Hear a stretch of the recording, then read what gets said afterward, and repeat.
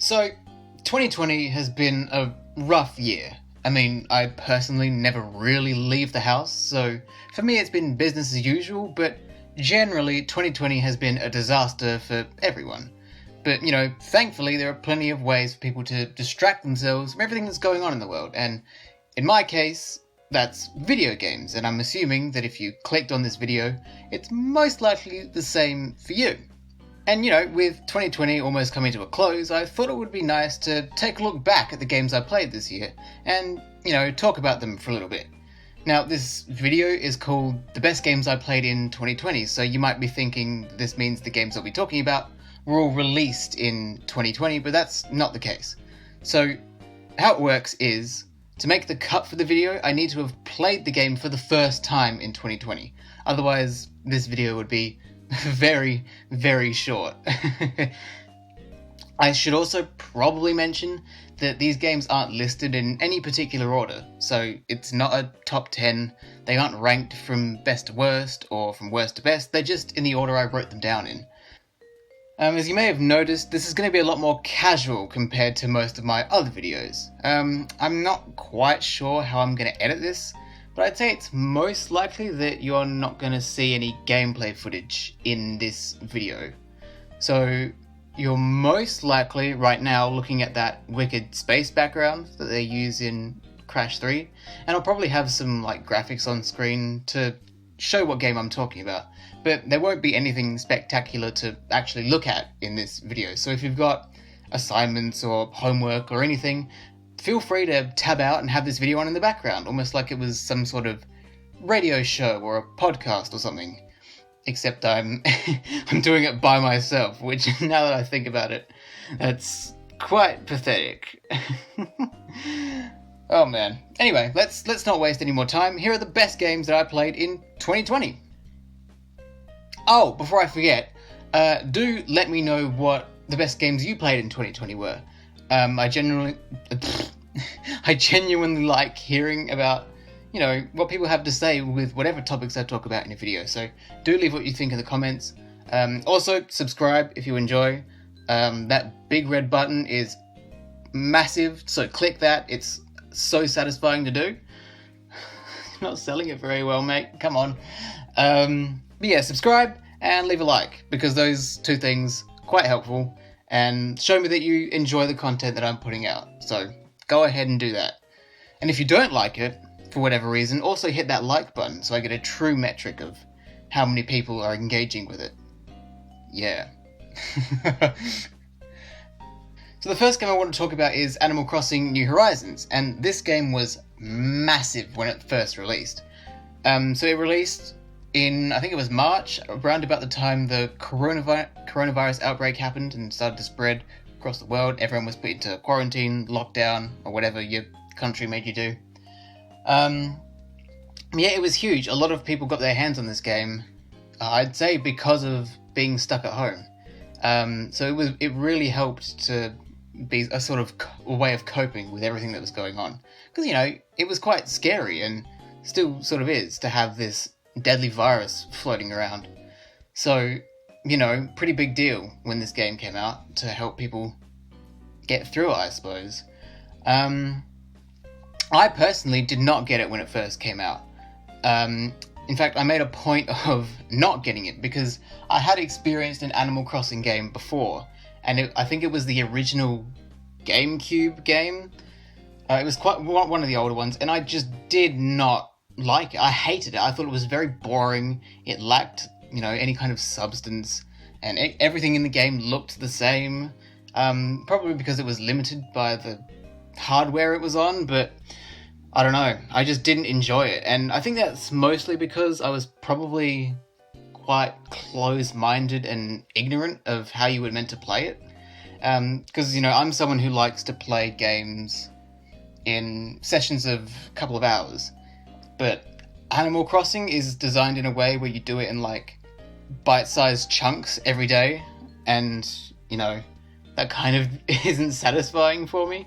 It seems more like a chore to do that, but, after seeing so many people praise the game, over the months after it released, I thought, you know what, obviously this game is doing something right. So I caved and wanted to play it too, and luckily, I do not regret it. So Animal Crossing New Horizons is pretty good simply because of how chill it is. I guess the word is therapeutic. It's really, I mean, the base concept, you're just doing like mundane tasks where you're pulling weeds out of the ground or chopping trees for wood, stuff like that. There's nothing really, if I told you that the game was, in this game you get to pull out weeds and chop trees for wood, you'd think, what the fuck are you on about? That sounds terrible. But when you actually do it, it's quite relaxing and quite satisfying. So, it's quite a calming experience, and that's why I think it was such a success. And of course, there's also the villages. The main premise of the game is to, I guess, civilize a deserted island, and with that comes civilians, villagers, and the villages are so full of life and personality. There's so much. They're usually quite colourful. The personalities do repeat. I found it was Tabby and a monkey villager, I think, called Tammy, and they were basically the same. They had the exact same lines of dialogue and all that. But they're very colourful characters. I think my favourite villager has got to be Dobby, the sort of grey wolf with the purple vest. He kind of looks like an old man. I like him, the cranky old wolf. That's quite cool. But the whole experience it's really, I guess, wholesome is the right word. And, after all this time of not really wanting to give Animal Crossing a proper shot, I think I finally understand the appeal of it. Like I said, the only thing I don't really like about it is the way it's designed encourages bite-sized chunks of play every day. So every day you'll boot up the game, play for about, half an hour at most, and put it away and do something else. And that's kind of not really how I like to play games. So it's not the game's fault, that's more my fault. But I just thought it's something I'd mention. But yeah, if you're looking for like a chill, wholesome game that's pretty easy to get into and, can help distract you from the cruel nightmare that is reality and general existence, then, Animal Crossing New Horizons, and probably by extension any Animal Crossing game, is the game for you. These fucking kids shouting in the background. I swear if that picks up on the microphone. Bloody hell. Okay, so if you know anything about me, this next game you could have seen coming with your eyes closed, and that's Crash Bandicoot 4, It's About Time. Now, this game is most definitely my favourite game of the year. Favourite game I played this year, favourite game that came out this year. But not only that, it's also a pretty strong contender for my favourite game of all time. And, having played quite a number of games across my lifespan, that's a pretty bold claim. I obviously have a lot to say about this game, but if I was going to talk about every single little detail about Crash 4, we'd be here for 30 years, and, we will have better things to be doing. So I'm going to give a more condensed version of my thoughts in this video, but if you want my full thoughts, I recommend checking out my review. It's quite in-depth, it's almost an hour long, so I basically left no stone unturned in that video, which I don't think many other people did. From the other reviews that I've seen, I think I was the only one to go into as much detail as I actually did. So, yeah, definitely give that a look if you're interested. But yeah, Crash 4, pretty significant game for me. So when it comes to games in general, Crash has always been, my most nostalgic, the series I feel most nostalgic about. And I know a lot of people say it, but in my case it's actually true when I say that Crash was my childhood, because, the first console I properly used, or I remember using, was PlayStation 1, and the first game I remember playing on it was Crash Bandicoot 2. And, ever since then, I've practically been glued to it. So yeah, I've stuck with it ever since I first found out about it, and, even through the torturously long hiatus after Mind of a Mutant. And, that hiatus, I think, is why Crash 4 is such a big deal for me, because, 12 years between main series entries is a long wait. So I'm glad that, Toys for Bob managed to pull off a pretty spectacular game. I think it's fair to say that it did almost everything I wanted it to do, and did it pretty well. So the gameplay is phenomenal, visuals stunning, music fantastic. The story is pretty cool, if not for a few holes, but generally it's a great story. But the most important thing to me was the challenge, because it's legitimately a very hard game, which is great because I feel like so many games in the modern industry are just designed to hold the player's hand and sort of limit the sort of challenge so people don't rage at the game. It sounds stupid when you say it, but that's what's actually happening. I think it's because people see gamers getting angry and think, oh, video games make people violent or angry all the time. It's like, well, not really. And I think making everything easy and, holding players' hands is sort of what the industry is trying to do to limit that negative, stigma. I think it's a lot of shit. But, that's, what can you do? What can I do as one person? But yeah, it's Crash 4 legitimately a hard game, and I can appreciate that. And I think a lot of people have said this, but, the game is a perfect mix of familiarity and originality. So it honors the origins of the series and what made it a success, but, it doesn't just do more of the same. It expands upon it, it innovates it, and, I think this game, Crash 4, finally establishes the Crash formula as a very fun, successful, timeless game formula. So, that's pretty cool. I appreciate that that's what it's done. Obviously, it's not a perfect game. I have some issues with it. I talked about those in my review, which you should have watched already, but if you haven't, go watch it. Small tangent. I put a lot of time. It took 2 weeks to make the whole thing. It took so long to write the bloody thing. So do watch it. I definitely put a lot of effort into it, and it's a long video. So hopefully, basically what I'm saying is make my time worth it. Anyway, it's not a perfect game, but it really is a spectacular game. So if you love platformers and you're looking for a challenge, definitely pick up Crash 4 if you haven't already. Again, if you want my full thoughts on the game, check out the review, but the short and simple version is Crash 4 is one of the best platformers out there, and I feel like a lot of people will agree with that.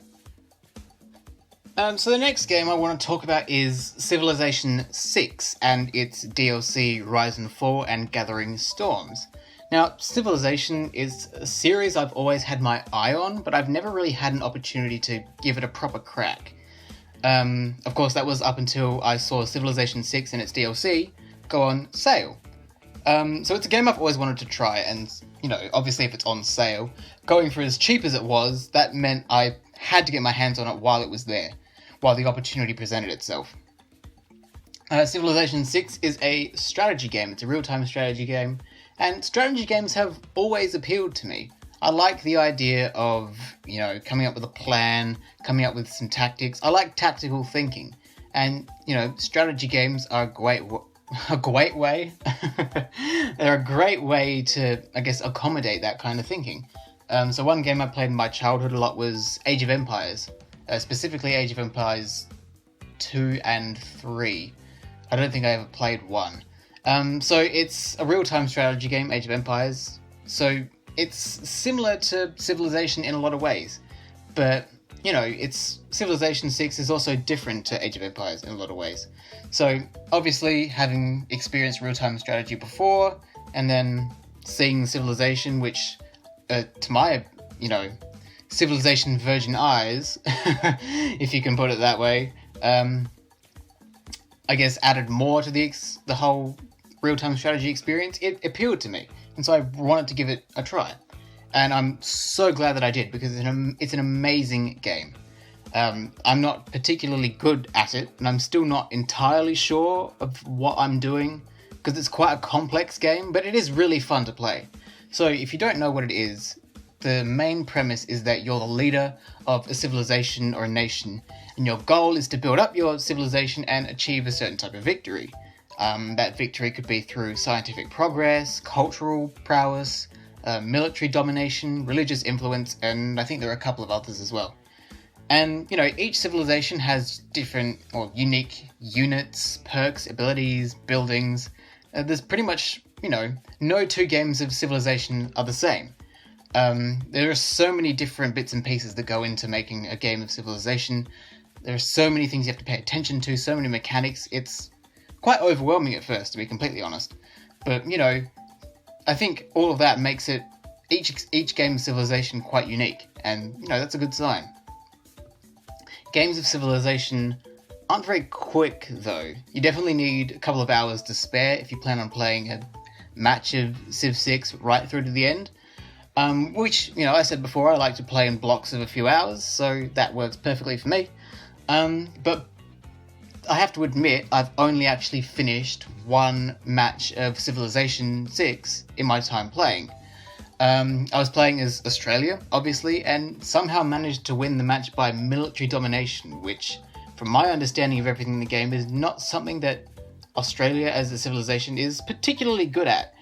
But, again, I'm not exactly very good at the game, so what do I know? What I find great about the game, though, is that you don't even need to finish a match of Civ 6 to enjoy the game. So I started quite a few matches without finishing them, and, I just found going through the motions of the game, starting new civilization, building new cities, expanding those cities, building units, just going through the motions of it was fun in its own right. So even if you just play the game and don't go on to pursue any type of victory, you just kind of vibe with it and go through the motions and enjoy it, I think that's, a testament to how good the game is at a fundamental level. So, that's massive thumbs up for me in that regard. So yeah, I guess generally if you're into strategy games or into the idea of building an empire and taking over the world, if that appeals to you, if you're a bloodthirsty conqueror, which, I hope you're not, but if you are by chance, you'll definitely find some sort of enjoyment in Civilization 6, so definitely recommend that. While we're on the topic of strategy games, the next game I want to talk about is Fire Emblem Fates. Now, Fire Emblem is probably one of, if not my favourite series from Nintendo. Up there with Pokemon and Smash Bros. I have to admit, though, I'm not a hardcore fan of Fire Emblem. I haven't played every single game. I don't know everything there is to know about the series. But I do enjoy the series. So my first Fire Emblem game was Awakening, which I think was the case for many Fire Emblem fans who live in Western countries, because it never really was popular before Awakening. I think it was Awakening that put Fire Emblem on the map in the Western countries.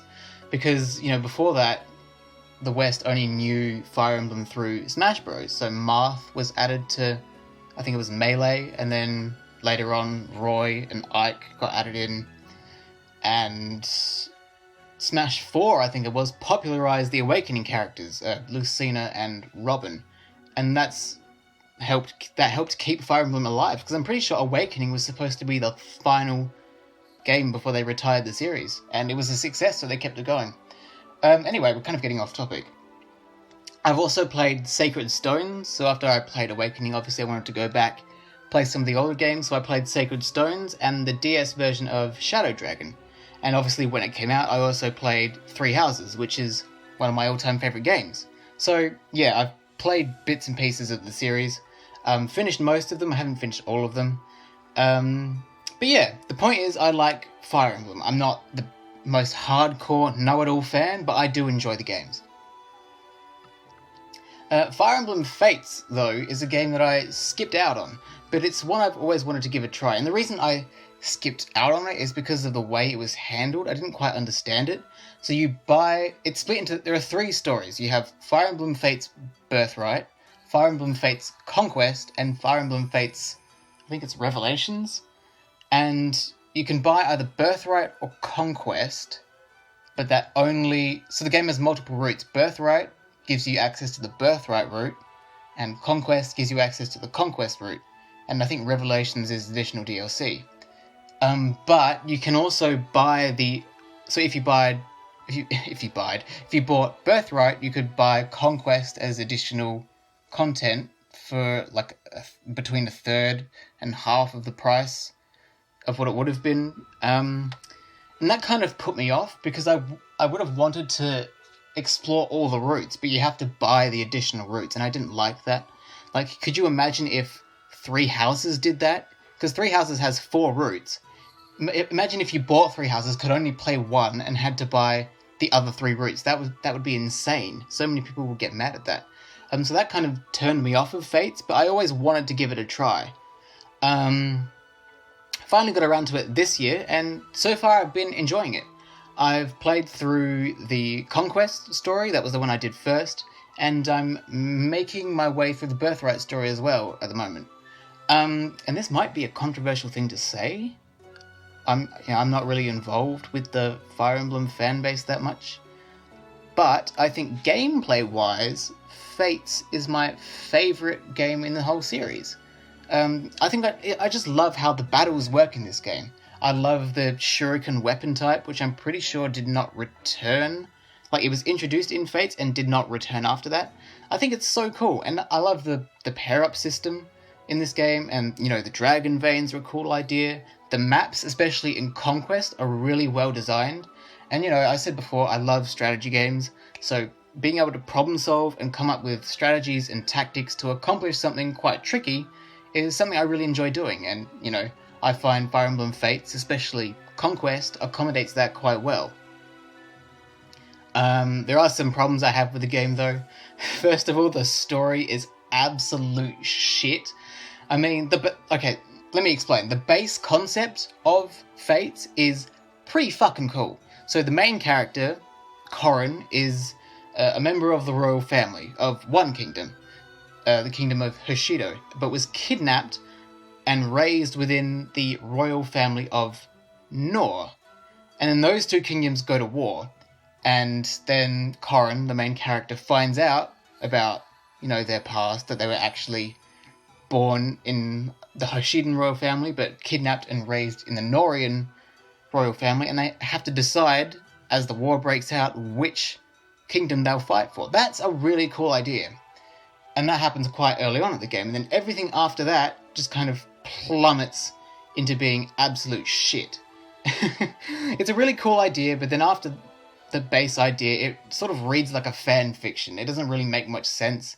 It doesn't have, I don't know, it's just really poorly written, and things are just kind of randomly thrown in. I feel like they made all the cutscenes and made the game, and then wrote the story after that. And that's what it feels like.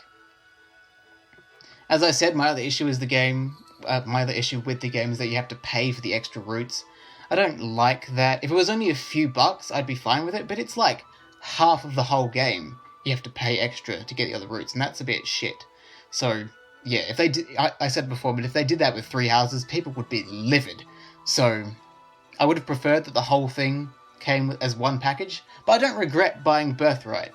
I haven't bought Revelations yet, and I don't know if I will, but I am enjoying Birthright, so I don't think I've wasted my money there.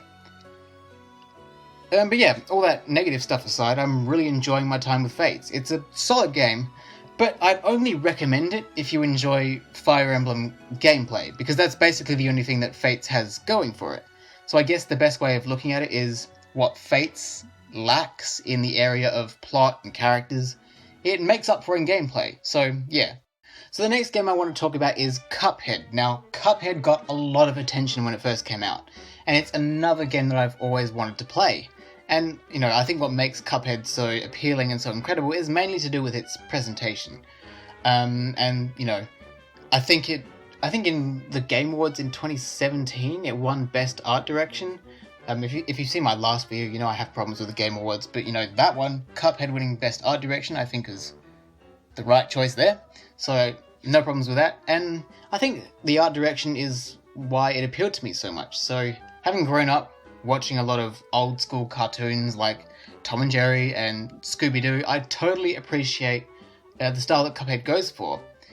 Well, I say that. I mean, I know Cuphead's animation is based on cartoons that came before Tom and Jerry and Scooby-Doo, but, despite that, I still get that same feeling of nostalgia, which, is ultimately what drew me towards wanting to play the game. As for the game itself, it's pretty good. It's very hard, and I still haven't finished it. I've gotten to the third world, but it's really, really hard. But it plays really well. I have to admit, the gameplay isn't really my type of thing.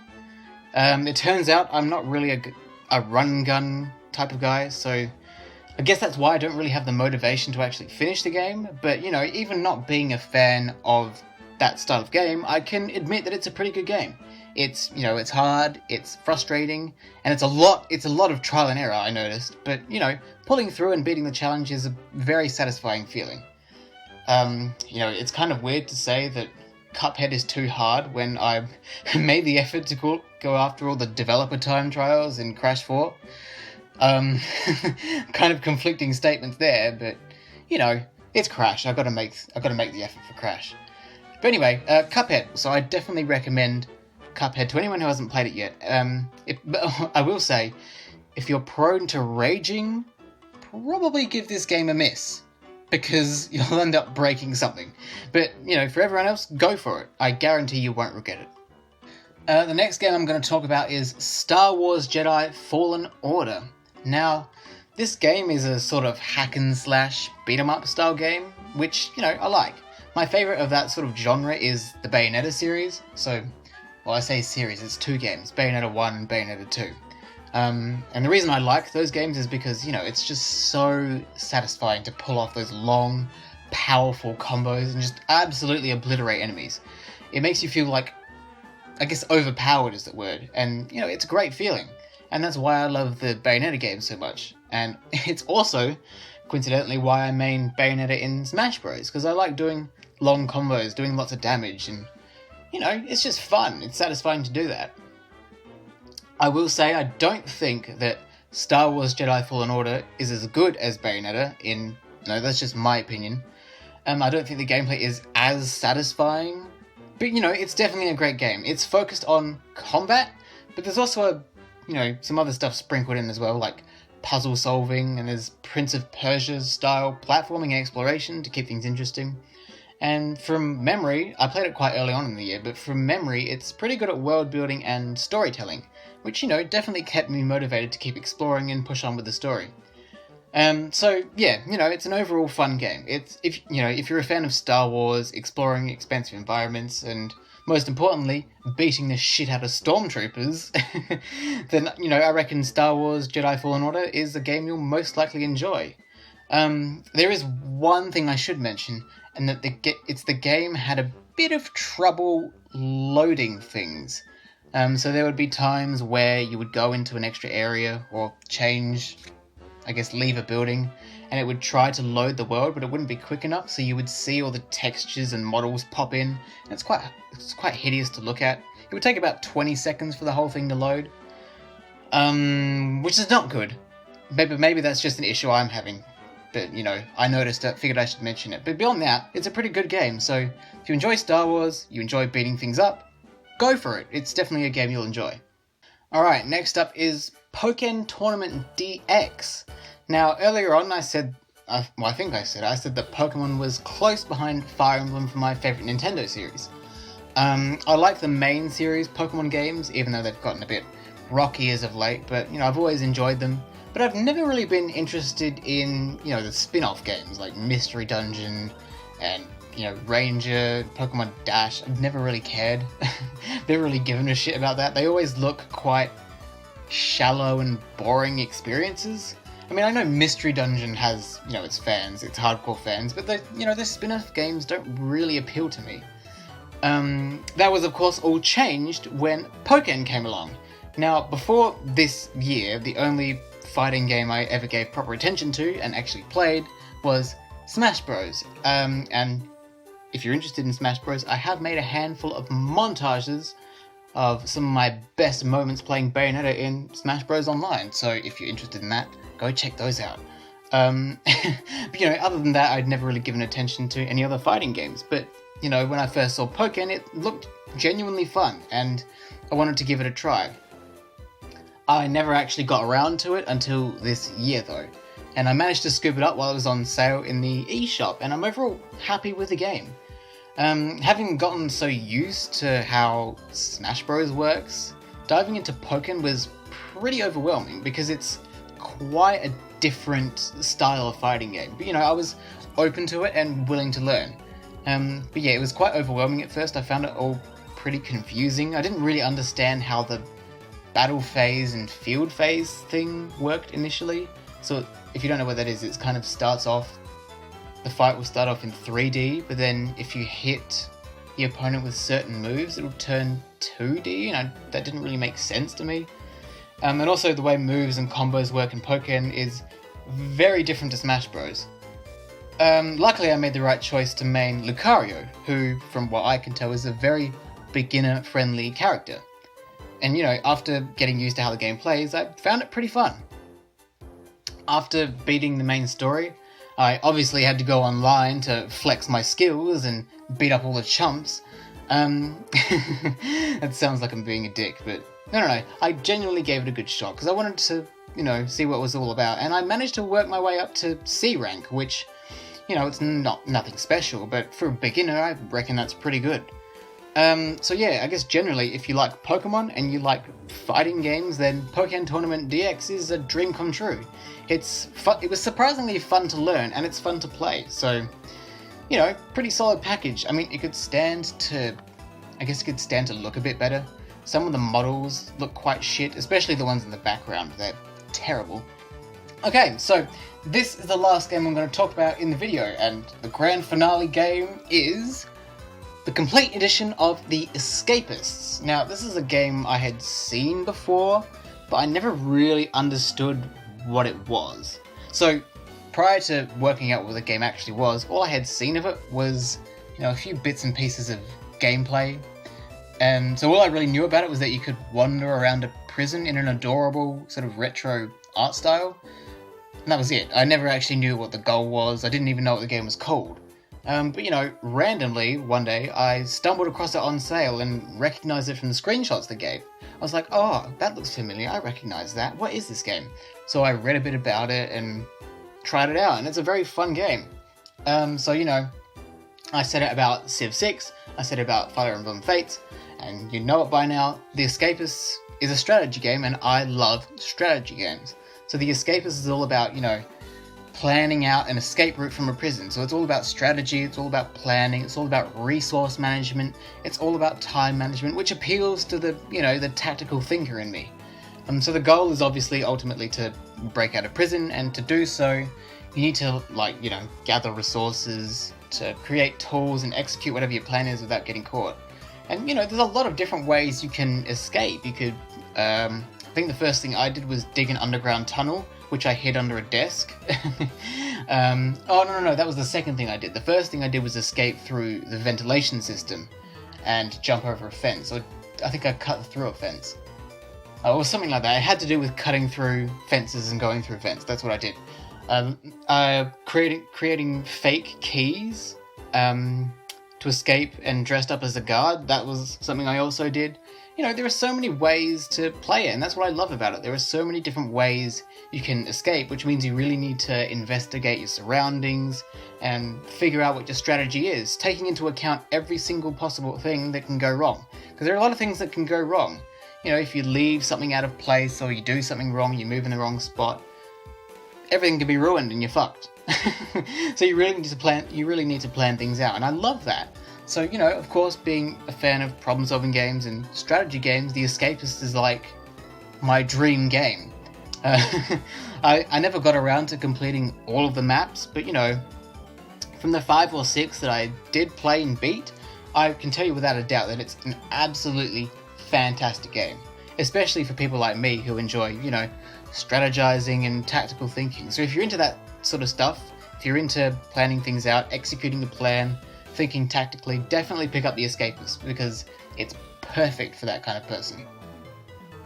And those were all the games I wanted to talk about. Those are the best games I played in 2020, so that basically brings the video to a close. Go through all the standard admin stuff. If you enjoyed, I encourage you to leave a like on the video and subscribe to the channel if you haven't already. I love it when people do that. I think everyone who does it is an angel and deserves to be praised for the rest of their lives. I'm also interested in hearing what you think the best games of 2020 were. I'm always open to hearing different perspectives on the games that I talked about, but also what you think the best games in 2020 were. Well, it doesn't have to be. They don't have to be games that were released in 2020, just games you played for the first time in 2020. I'm definitely interested in hearing about that, so leave a comment about that. Also, if you can be bothered, let me know what you think about this style of video, because usually I would do something like this scripted, but in this case it's unscripted, and I'm trying things out, seeing if I'm entertaining without a script. No, that implies that I'm entertaining with a script, which I don't really think is true, but I'm trying to give some different things a go, so let me know what you think about unscripted videos like this. If you enjoyed it, if you think it was terrible, be brutally honest. And yeah, I've run out of things to say, so thanks for watching and I'll see you around.